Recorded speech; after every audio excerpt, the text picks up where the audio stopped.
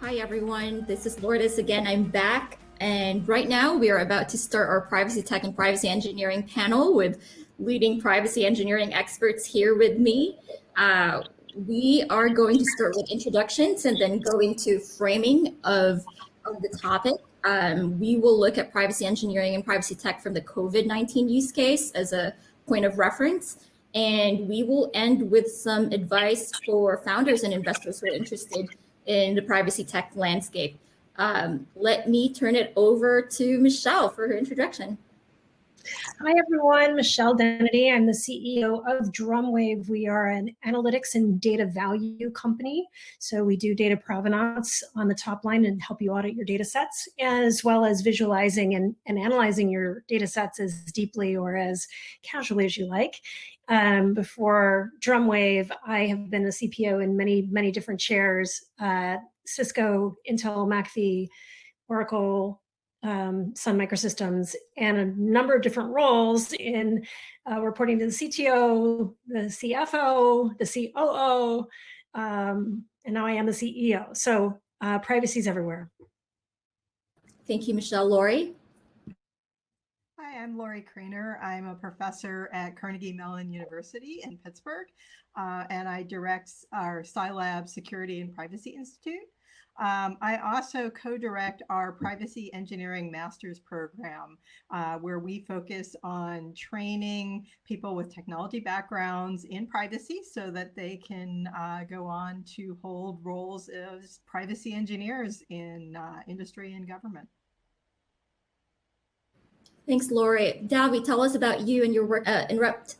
Hi, Davi Ottenheimer here, and I have just a little over 25 years of experience in security, which includes privacy. At Inrupt, we're really focused on a mission, which is called the Solid mission or the Solid project, which revitalizes the web or re-centralizes it. Some call it decentralized, but I think re-centralized is the new focus around the human condition. So putting control back into people's hands of the data that they create, they own, their provenance. Inrupt is really the technical solution to bring Solid to life. And so my role there is VP Trust and Digital Ethics. So I try to figure out how to turn a lot of the ideas into technical solutions, features that we build, the engineering team builds into the product. Thank you, Davi. I want to start us off with some framing. Michelle, having written the book, I wanted to ask you, can you define for us and the folks in the audience, what is privacy engineering and how can founders think about it in terms of product development? What is its value? I know we talked about it in previous sessions, but folks are eager to hear from you on this topic. Yeah, it's an important in the world of privacy, and I blush to say anything in front of these guys, but in the world of privacy and privacy engineering, I think getting definitions as clearly rendered as possible really helps understand what your clear requirements and specifications are. So I look at the word engineering as not something that just happened when we started having double-E degrees or even engineering degrees at all, but really a professional engineer, a traditional professional engineer, really looks at the problem that needs to be solved, and then they figure out the tools that are available, the correctness of those tools, and how they're applied to solve the problem and prove that that problem has been solved. And so applying the word engineering in that fullest sense brings people, technology, and process to the table and matches it to the Americanized word of privacy, right? So, or privacy. We have some debate of what data protection, data privacy, which people hate, the word privacy, and how it conflicts with other sort of concepts. But for me, privacy to which engineering techniques are being applied in the enterprise context in particular, I should say the systems, because it certainly applies to consumers, is what I would think of as the authorized in all of its fullness, processing for everything you do with data, including neglecting it, of personal data and or personally identifiable information, which again, there's some conflict on how broad those terms are. Think as broad as possible, according to moral, ethical, legal, sustainable principles. And that includes the FAIR principles of processing. So it sounds like a bit of a mouthful, but think about, do you have the right to use the corpus at all? Is it authorized? that brings in contextual, that brings in time bounding. What are you going to do? What are you not going to do? There's no neutral in data, just like there's no neutral in currency. It always means something positive or negative. There's no neutral. And then how does it fit into the cultural expectations of the people managing systems, those that are observed or described by data? It brings back into that human centrality of the definition. So I think I said I was going to be a simple definition. It sounds a lot more complicated than it is, but I believe that by taking apart and using, in the Privacy Engineers Manifesto, we reached into UML, universal modeling language, to really figure out what is the problem being solved again, and then how are we breaking down the requirements of what's appropriate for technology, what's appropriate for policy, and there's always a delta of what do we just not know, and how do you actually solve for X. Thank you for that comprehensive definition, Michelle. And Lorrie and Davi, I want to give you the chance to add to that your own perspective and how you think or define privacy engineering. Well, that was pretty comprehensive, and I think covers it. I think it's important to know that privacy engineering is not just about technology. It's sort of working together with the technology, with the policy, with the people, and designing solutions where all of these things fit together. Yeah, that reminds me how there was a presentation years ago, not very long ago, but several years ago, about how privacy came to be in the Victorian area because of the chimney. And I thought, how strange, the chimney is 10,000 years old. Mm-hmm. So why did chimney suddenly in the Victorian area create privacy? Maybe privacy is 10,000 years old. And then I started researching some of the tribal behaviors, and I found that there's all kinds of evidence that in society going back to prehistoric times, people generated privacy. So there's a term called alligatoring in Brazilian Indian cultures, where I guess it's a reference to how alligators behave, but basically they created secret dens where they could go do things. Another example is I'm a big critic of charity water, and one of the reasons is because they put water wells in the center of villages, which destroyed privacy. People going to get water were using a transportation system, essentially, whether it be walking or anything else, cart, buggy, and the time taken to go do the errands, as you might even think in your own life, creates a sense of privacy. And so technology has a direct impact for all human history in how we represent our privacy. And not thinking in terms of those social impacts is really what gets us in trouble. We engineer things without realizing, like a drill put into the earth to get water out. We just think this is a solution to give people water, not we're destroying all their privacy. That's an interesting, thank you for sharing the Clearwater example with us, Davi. The next framing question we have is on privacy enhancing technologies. And I want to ask Lorrie to teach us more about PETs. What are they and how can founders incorporate them into their product development? Yeah, so I think the term privacy enhancing technologies is actually kind of a broad term. We can look at it in terms of completed end user technologies. So a secure and private email client might be a privacy enhancing technology. But we can also think of it in terms of components that would go into technologies. So differential privacy is a privacy enhancing technology. And so I think we've seen quite a range of privacy enhancing technologies. This term has been in use probably 25 years now, maybe longer even. And I think, initially, a lot of the privacy enhancing technologies that people were building were built by technical experts for technical experts. And, they required some, computer sophistication in order to understand and use them. And now I think more recently, there's been more of an emphasis of trying to come up with privacy enhancing technologies that just work for everyone and that are accessible. And we now see companies that are built around end user focused privacy enhancing technologies. So we see things like, the DuckDuckGo search engine, which, it doesn't require any technical sophistication. You use it just like you'd use any other search engine. But we still have some of these behind the scenes technologies as well, which are kind of the building blocks for many of the other technologies that we're building for privacy.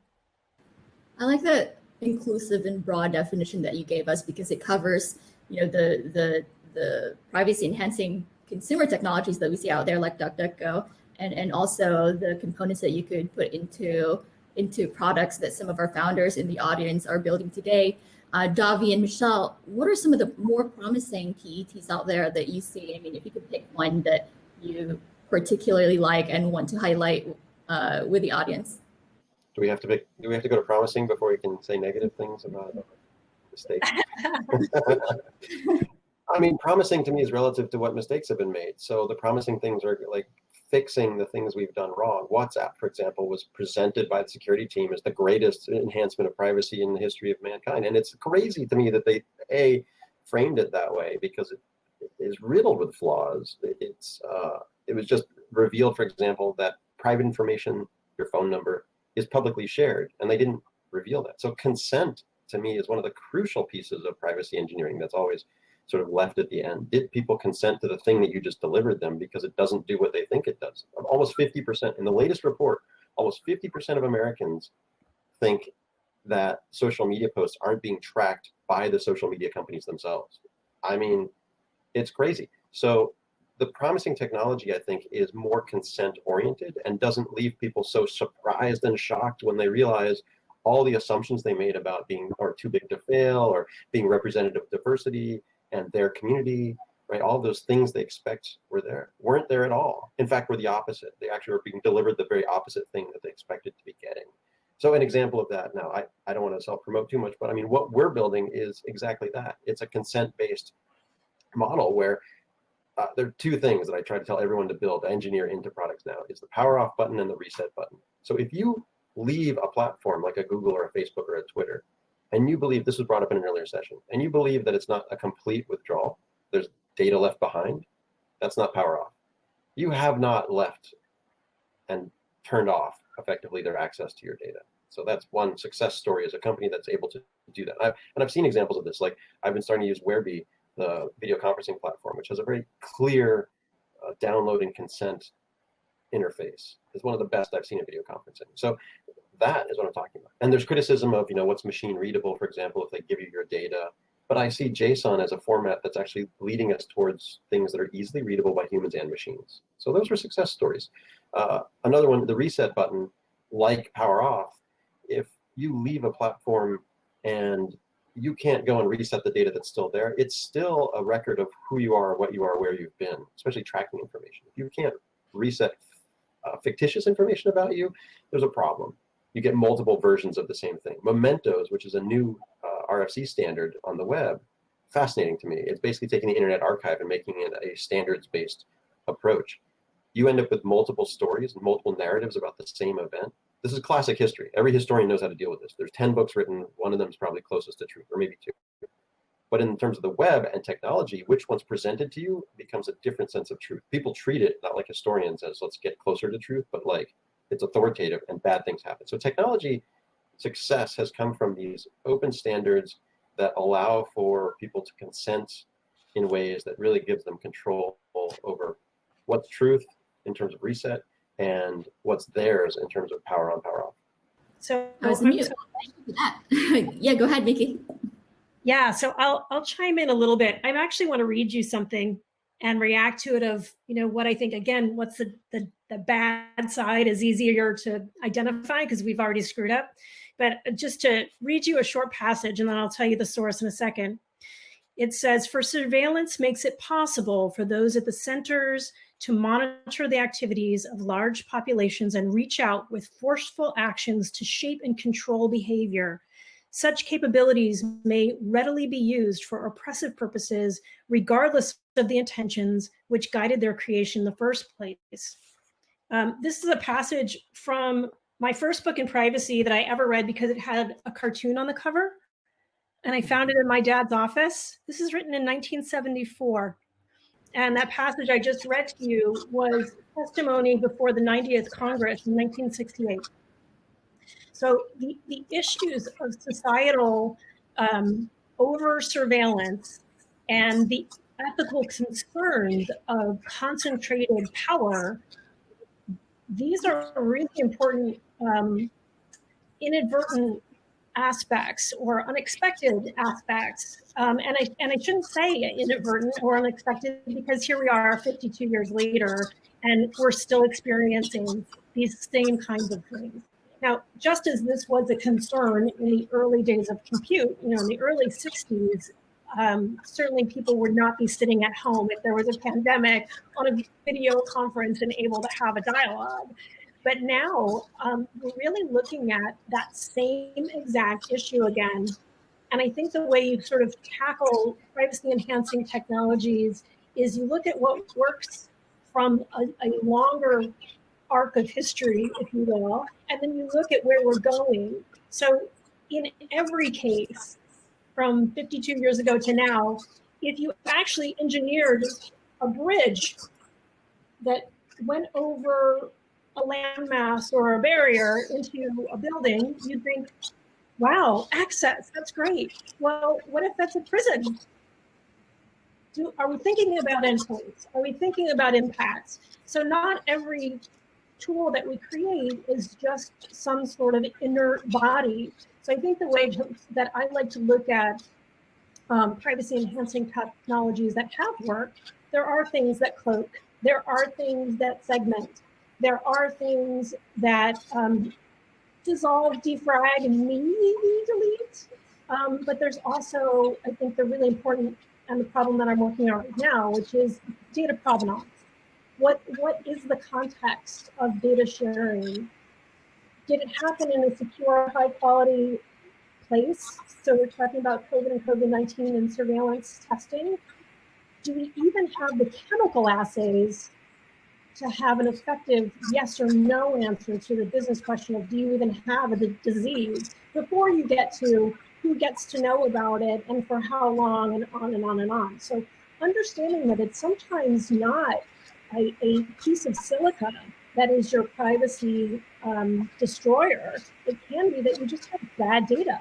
It can be that you don't have contextual permission. It can be that your stuff is just old. I mean, data is like vegetables, it goes off. And you can't make a delicious meal with meat that's been sitting on the counter for 3 weeks. And especially not for a vegan. So many good. I would say that there is good meat that's very, very old.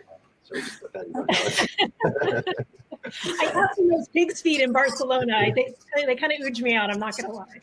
But I know you make an excellent point, but I love history, so if anyone knows me, they know that about me. And I think one of the things people forget in America in particular is President Jackson opened all the mail and went through it because he wanted to get rid of the abolitionists, and they burned the mail that had abolitionist statements in it. I mean, that was America that went through. In 1843, Edgar Allan Poe, his most popular book of his lifetime was The Gold Bug, which told people how to encrypt communications. 1843, encrypt your communications so the U.S. government surveillance doesn't burn you out, right? Because they were basically burning abolitionists or murdering them. So how can you speak freely in a country that terrorizes you? That's real history that people often overlook. But I think more to the point, our solutions are going to be based in these social needs. So perfect example is in COVID, you're in a community of doctors, healthcare providers. So consent to healthcare providing is an incentive because in theory, they're going to keep you alive, right? But if they use it then for police actions, like the protesters are being tracked based on their COVID responses, right?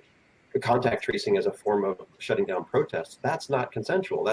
You're now being basically traced for the opposite reasons to which you consented. It doesn't actually keep you alive. It makes you more likely to be put in jail and killed. So we saw pacemakers, for example, where court convictions looked at heart rate data to figure out whether somebody had set their own house on fire. What was their heart rate? What was the pattern of activity? What was your sentiment at the time based on the technology that's in your body? Treating technology in your body not even as yours, but as some other third-party escrow device that everyone can look at without your consent. Cars too. So black boxes inside cars are treated now as public information because anyone can see a brake light. Therefore, the data inside the car of what the brakes were doing somehow is public information. So we really have to think through consent in these tools in terms of, and COVID's a perfect example, what's the contract that we're entering into? If it's to build a better sewage system so everybody's healthier, if it's to build a better air quality system so everybody's healthier, people tend to consent. Not across the board though. It's not true of all cultures. Some places, even that's not enough. They have to be rewarded personally. But in theory, the consent is based on whatever is acceptable within your culture. And once it's used outside of that, big trouble. That's why people distrust the state, because they're so disconnected from what the state may do down the road. They feel they don't have control, which is ironic because they have way more control over the state typically in democratic societies than they do over a Google or Facebook, where you have no control. No. Thank you for transitioning us so well into the COVID-19 use case, Davi. So I wanted us to focus next on some of the more interesting PETs being deployed in the COVID-19 age. And so, Lorrie, can you tell us some of the things that you're seeing, and feel free to talk about them in terms of promising versus not promising, disappointing, and kick us off as to in that discussion. Thank you. Yeah, so I would say that overall, I think when we started dealing with the coronavirus, there was a lot of hope that technology was going to save us. And I think overall technology has not really helped all that much. But nonetheless, we keep trying to make new technology, and people very quickly started raising concerns about privacy. So now I think we have a situation where we are rushing to build technology, rushing to build in privacy controls, and we are ending up with technology that is neither effective nor private. I think that's a problem. So the kinds of things that I'm seeing, so contact tracing, that's a big one. So apps that will keep track of when you come in contact with someone who you may later discover has been infected. And the most obvious way to do this is that the app keeps track of your location at all times, and it keeps track of who has been nearby. Well, this has obvious privacy concerns. So then these were raised, and they said, okay, well, we won't keep track of your location. We'll only keep track of who you were nearby. But this has privacy concerns too. So then we say, okay, well, we just can keep track of anonymous identifiers so that we know that you were in proximity of an anonymous identifier that was later found to have been infected. You don't need to know who they were. You don't need to know where you were. You don't even need to know when exactly. And then there's some issues of, well, you could still re-identify. But even if we put aside the privacy concerns at that point, we have the effectiveness concerns. So if your phone starts beeping and saying, alert, alert, you've been infected, or you might have been infected, or you're going to have questions. You'll say when, where, who, how, right? And if you don't get any answers, and especially if this happens frequently, you're going to start saying, well, it was probably a false positive. Why should I pay any attention? And I personally experienced a human contact tracer contacting me, and I had questions. There were limits to what they were allowed to tell me for privacy reasons, but I was able to get enough information to determine how much at risk I actually had been. It turns out I wasn't really at much risk. But it was really important to have that conversation. And I think with a lot of the technology solutions that are being developed, you leave that part out.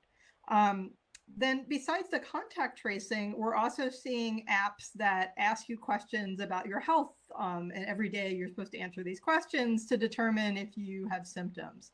And so those are raising privacy issues. Where is that information going? Who's it going to be shared with? And can an app really give you medical advice?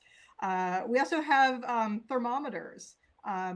This idea that we could just kind of scan everybody with a forehead sensor, and I've seen proposals that put them on police's helmets as they walk around, or they can scan people. And while I think there's some benefit to the temperature checks, with the caveat that if you've been running, your forehead's going to be warmer than if you weren't, and things like that. It also raises a lot of concerns if at any moment there might be somebody scanning your forehead who's going to jump out and grab you and tell you that you have a fever or something. Yeah, lots of interesting technology, lots of concerns. Some of the technologies that we haven't heard that much about that are still under development that I think maybe are more promising are some of the technologies that may allow for self-diagnosis in a private way. So for example, there are people who are building technology that can analyze your voice and diagnose COVID. So you just talk to it. So some of that's being developed by some of my colleagues at CMU and in some of the hospitals here in Pittsburgh. And I don't know how far along it is. I don't know when it will be ready for prime time. But if you could imagine doing that in a way that you could do that locally, not that, you know, somebody is like listening in on your conversation and that you have COVID in your voice, you know, there may be some promise there. Thank you for that. I mean, the efficacy point that you raised earlier on is a big one, has been a big debate. And obviously Davi's point on consent and the voluntariness of these tools earlier is also another one that's been highlighted in the media. Miki, what do you think were some of the privacy engineering mistakes that some of these developers made, some of the less promising developer tools developers made, in your opinion, given your experience in the background designing these tools and going through the process of privacy engineering? Yeah, I think one of the most probably boring step to everyone, you know, when you've got a new project and you've got funding and you're ready to go, you want to start building technology. I think the biggest mistake every project that doesn't go as well as planned is not really having a scoping workshop. And it doesn't have to be, you know, a 12-day long stickies on a wall thing, but to really understand there's a shape and there's a form of a scoping workshop that even says, hey, we've got 2 hours to, you know, build a bucket brigade or use hoses, right? So for forever how short or how long, one of the parameters of a scoping workshop is what was the scope of your scoping workshop? Do you have the healthcare providers to talk about the quality of the data? Do you understand, is there a connection to places like the US with no health safety blanket? So we're laying off, you know, what are we at, 16 million people now, and we are expecting employers to be holding the financial futures of these people in their hands. When you are not employed, you are not insured in many cases. So there's a very early front end of, is there COVID? I mean, is that the question? And to the back end of, what are we going to do about it? Are we providing services? Are we providing childcare if someone has to be quarantined? What if they're an essential worker? So having people in the room that are understanding how the system will operate and for how long, critical. And if you don't, you at least create a shill character that says, you know, because I've seen this in corporations again and again, maybe we mention the customer. Right. Start with a scoping workshop. God forbid. But I think that includes, what are the parameters of what do we expect the system to do? Because if the system is to cloak, then that has a parameter. If the system is to notify, then that has a parameter. If the system, because what I've been hearing from all of the COVID stuff is, oh, we're using Bluetooth, so OMG, it's so much better than geolocation. Except, right. No, point well taken. Davi, what do you have to say to the founders, not just COVID-19 tool tech founders, but also other privacy tech founders who want to start building tools that solve for privacy? What are some of the takeaways that you want them to, take from you today? Lessons learned from your experience?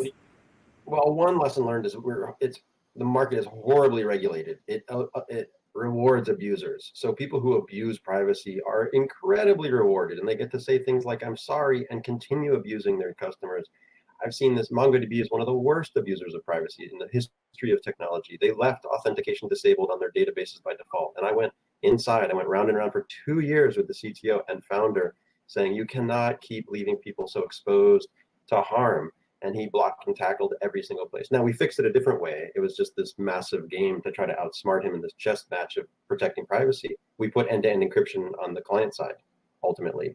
which didn't matter then if he had a terrible database that everybody could get into because the data was encrypted by people who were using it on their end. But the reality of regulation is that you let these people build big companies and become billionaires on the backs of everyone suffering. Zoom is another example in the COVID context.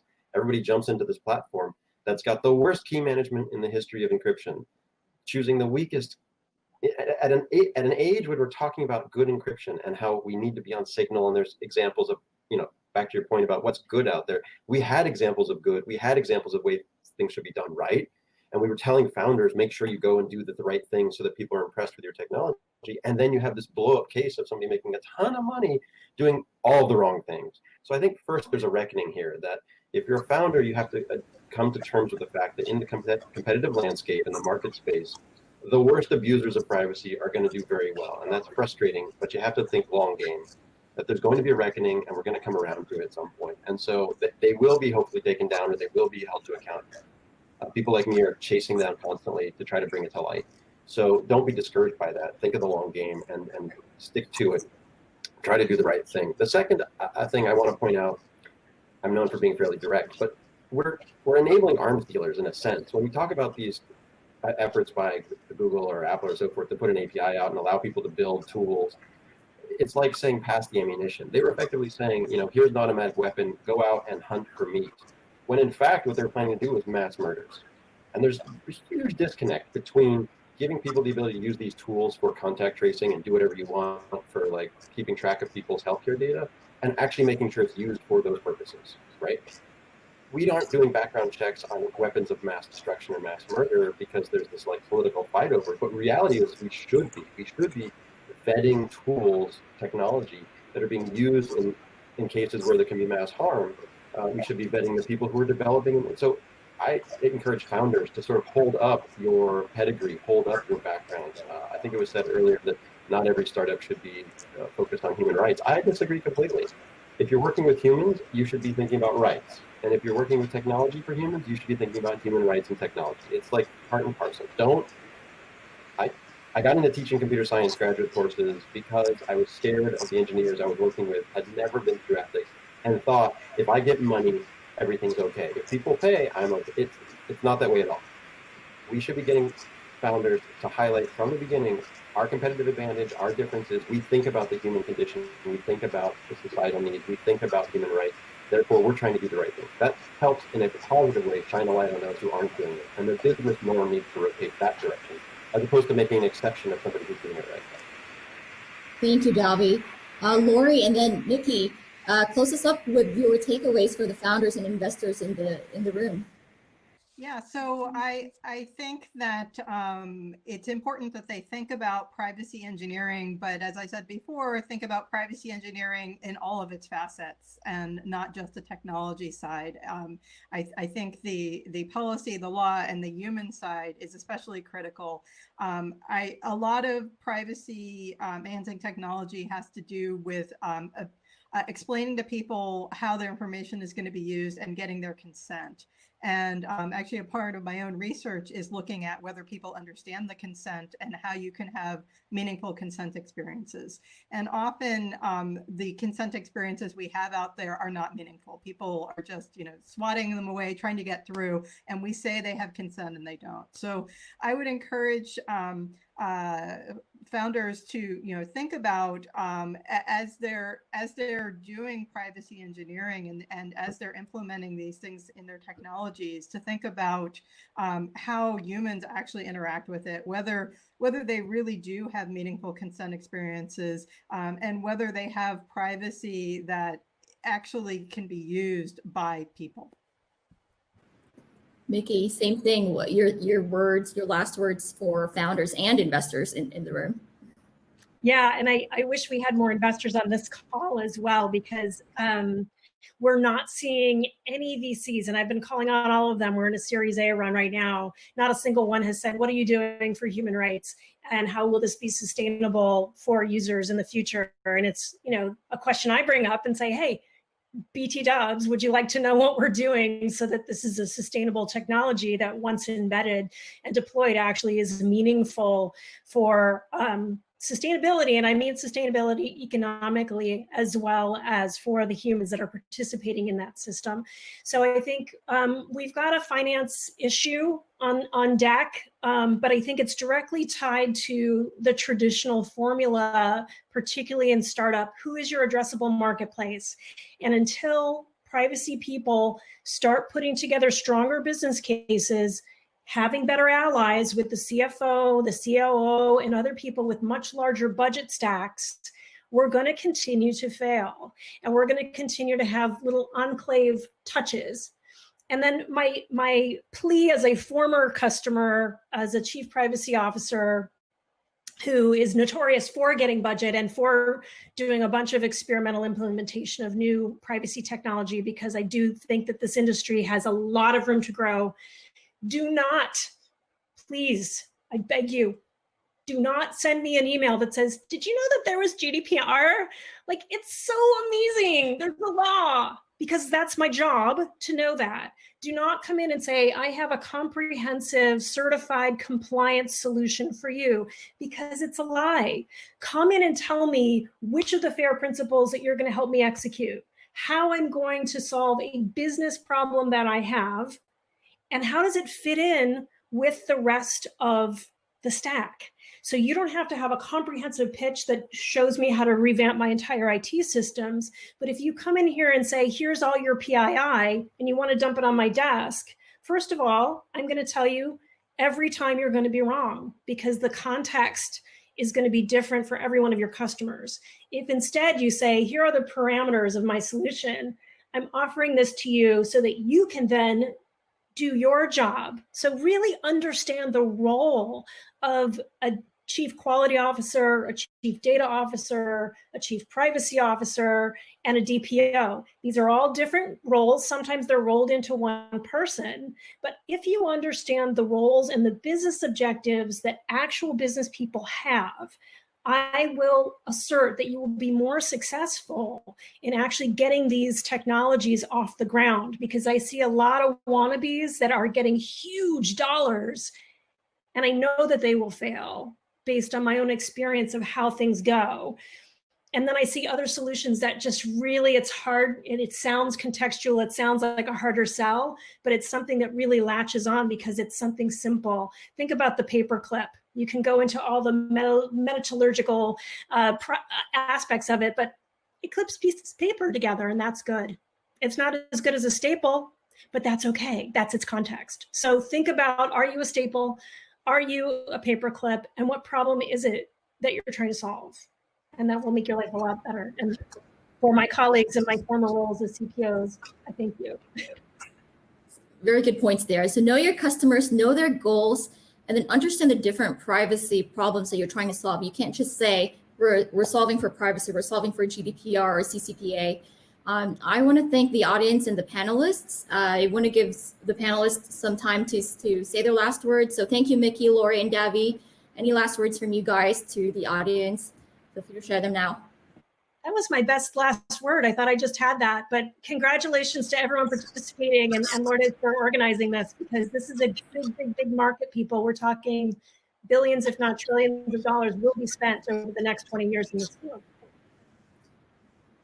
Thanks, Mickey. Davi or Lorrie? I was just noticing some of the chat that came in that said, I admire Zoom, but I have to agree. That's one of my classic responses I get, where people are like, but wait, didn't Hitler put straight roads down? Wasn't there something good? This sort of apologist for horrible people and horrible companies to me is troubling. And I don't want to overstate this.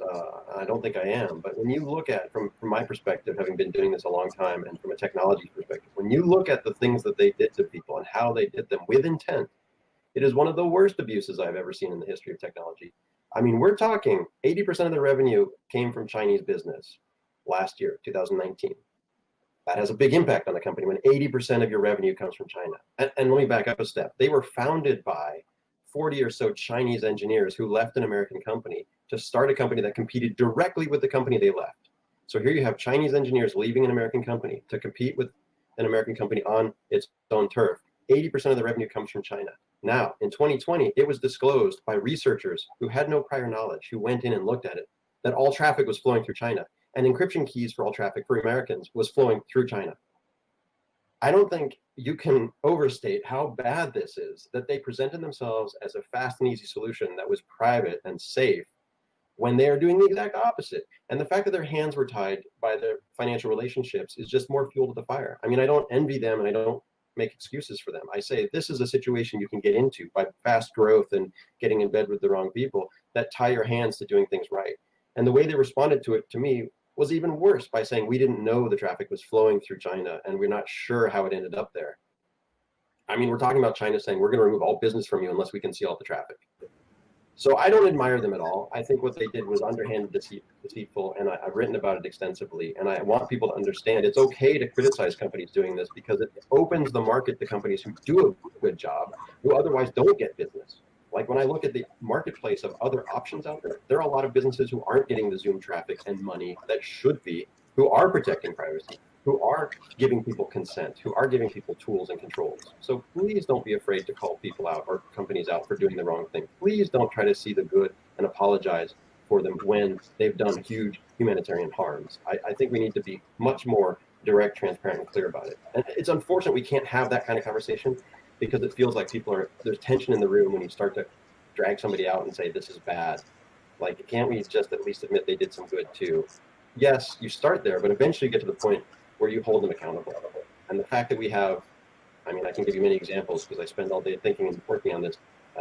The fact that we have technologists who are building large platforms that are abusing people, the way we saw in history plantations abusing people, like slavery, the fact that we can have tech platforms that are basically engaging in human slavery today, human trafficking, and we're not calling them out and trying to shut them down, that to me is the real issue here. Like, COVID is tip of the iceberg for me. If you give them more power because it's a COVID pandemic, when you already weren't dealing with the issue, that's just more technical debt. We're just moving more into the worst position, and we should be moving away from that. We should be using this opportunity to move towards community-based, decentralized, consent-based, privacy-based, human rights-based technology. Thank you for that, Davi. Lorrie? I think I had my last word. Thank you, everyone. We have one more session coming up. We'll have Melanie give a communications bootcamp for privacy tech startups. So thank you, Mickey, thank you, Davi, thank you, Lorrie again. Thanks. Bye.